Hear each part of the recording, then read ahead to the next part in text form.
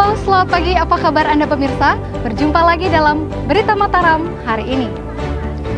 Sejumlah informasi penting dan menarik lainnya telah kami siapkan untuk Anda dan berikut diantaranya. Selidiki kasus perusakan fasilitas kantor Mapolda NTB, polisi menangkap 6 pengunjuk rasa, seorang diantaranya berstatus pelajar.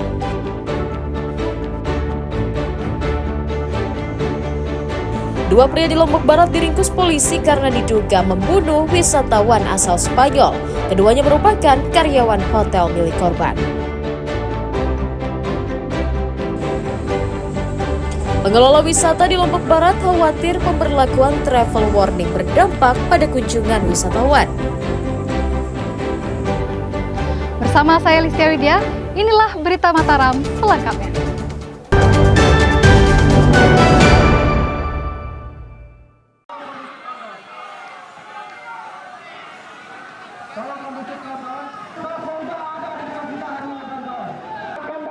Enam orang pengunjuk rasa ditangkap Direktorat Reserse Kriminal Umum Polda Nusa Tenggara Barat karena diduga melakukan perusakan saat demo protes kematian Afan Kurniawan di Mataram pada pekan lalu. Para pelaku diduga merusak fasilitas kantor seperti pintu kaca, tiang bendera, dan gerbang pintu masuk Mapolda NTB. 6 orang terduga pelaku merupakan mahasiswa dan pelajar yang turut dalam unjuk rasa saat itu. Polisi masih mendalami peran para pelaku dengan melakukan pemeriksaan lebih lanjut.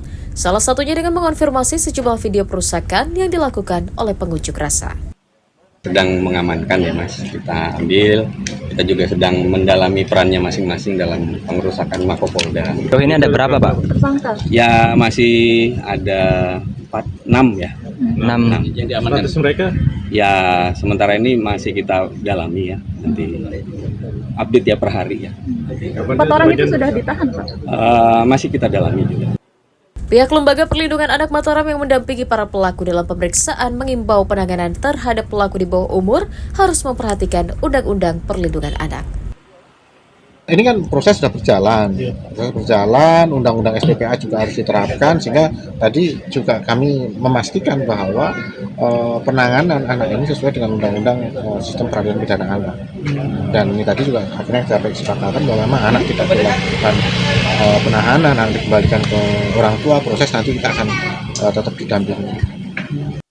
Polisi masih terus mengembangkan penyelidikan dan kemungkinan akan ada tersangka baru karena perusakan tidak hanya dilakukan di Mapolda NTB, namun juga di kantor DPRD Nusa Tenggara Barat. Dari Kota Mataram, Emi Kusuma melaporkan.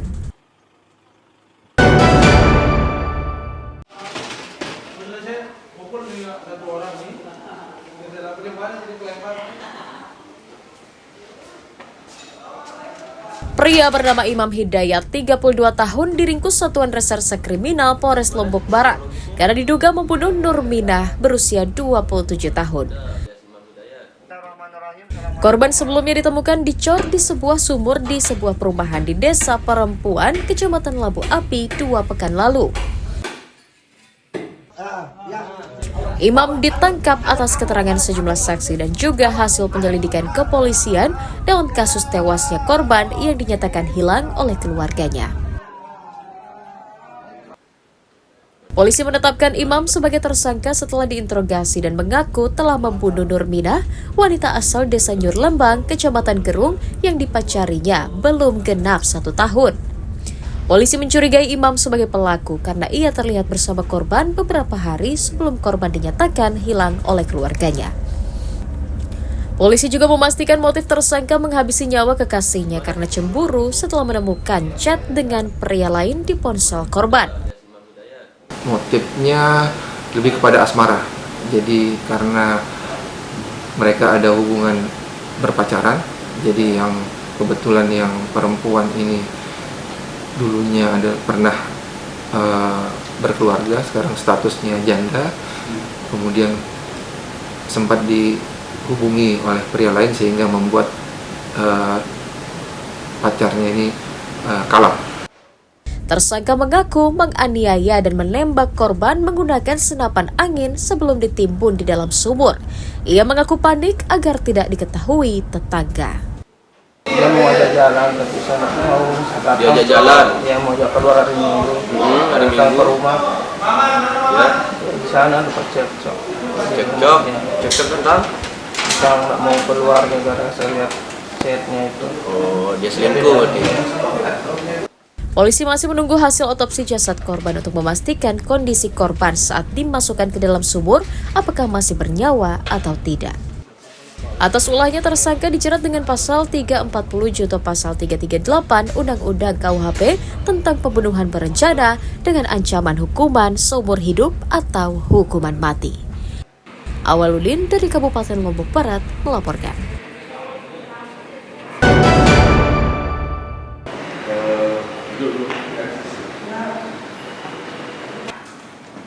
Mantan Gubernur Nusa Tenggara Barat Muhammad Zainul Majidi hadir menjadi saksi dalam persidangan kasus korupsi pemanfaatan aset pemerintah daerah NTB City Center yang menjerat mantan sekda di eranya Roswadi Sayuti. Kehadiran Tuan Guru Bajang di ruang sidang Pengadilan Tipikor Mataram untuk memberikan keterangan di depan majelis hakim terkait perannya sebagai kepala daerah saat terdakwa menjabat sebagai sekda. Dalam sidang, TGB menyatakan tidak menerima laporan dari terdakwa yang merupakan bawahannya tentang penandatanganan kerjasama dengan pihak swasta dalam pengelolaan aset Pemda yang diduga bermasalah tersebut. Mantan gubernur 2 periode itu juga menjelaskan dirinya tidak tahu besaran nilai proyek NCC yang ditandatangani oleh Roswadi Sayuti saat itu. Alhamdulillah, jadi saya menjelaskan sesuai dengan yang saya ketahui. Seluruh rangkaian yang ditanyakan ya semampu saya menjawab. Mungkin ada yang di dalam juga bisa mendengar lah ya prosesnya. Sama seperti Ketua Majelis Hakim tadi, ini sudah saya tanyakan dan saya bahkan mengirim ya orang yang juga dikenal oleh Pak Roswadi. Tanya dia siapa, kok bisa kayak begini? Siapa yang nyuruh dia, atas inisiatif siapa? Jawaban yang saya terima pada waktu itu kira-kira adalah bahwa beliau menyampaikan ya waktu itu ada rapat, saya nggak tahu rapat di mana, ya jelas di kantor ya. Lalu kemudian pihak-pihak yang lain mengatakan ya sudah, ini udah clear semua, tanda tangannya oke. Kira-kira seperti itulah.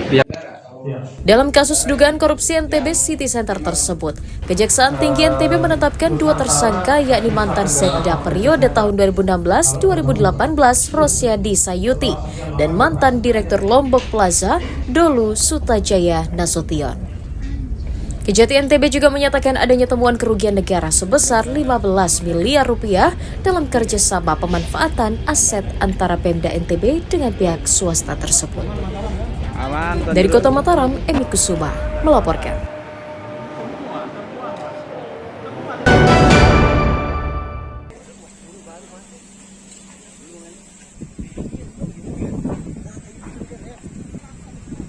Pengelola wisata di kawasan wisata Senggigi Kabupaten Lombok Barat mulai khawatir dengan pemberlakuan travel warning yang dikeluarkan sejumlah negara pasca unjuk rasa yang memicu kericuhan di sejumlah daerah.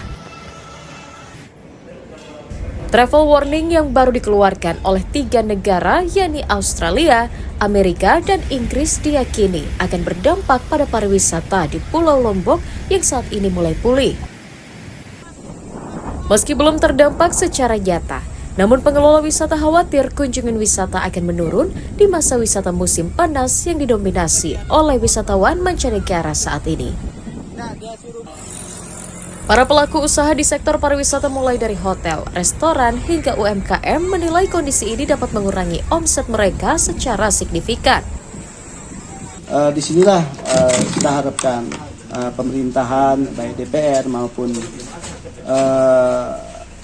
pemerintahan khususnya, gitu bisa meredam secepatnya aksi-aksi yang ada di seluruh Indonesia ini agar tercipta keamanan, ketertiban, kenyamanan di wilayah Indonesia, khususnya kita di wilayah Lombok Barat, supaya turis mancanegara tidak terlalu ketakutannya tidak terlalu terganggu. Cuma kalau saya katakan kalau ngefek ke okupansi enggak ya.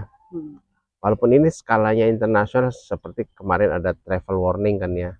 Tapi tamu saya itu komposisinya lokal itu sampai 70%. Jadi tetap kita dapat suplai dari tamu lokal yang mengadakan meeting di sini kan, MAES ya, itu sudah termasuk kamar. Jadi kalau saya bilang September ini lebih bagus dari September tahun lalu malahan.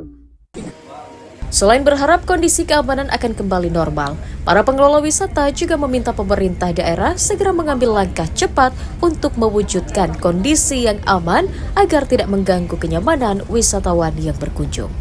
Hairul Amri melaporkan dari Kabupaten Lombok Barat.